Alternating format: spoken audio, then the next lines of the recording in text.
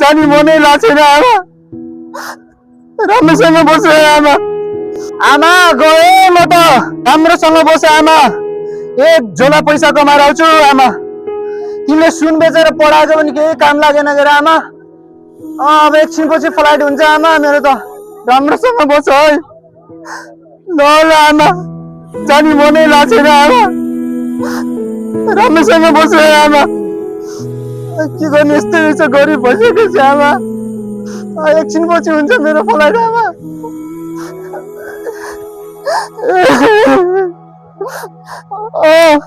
नातिकिन बस नातिकिन टाइममा औषधि खानु केही काम लागेन पढेको नि लास्टमा खाएर जान पर्यो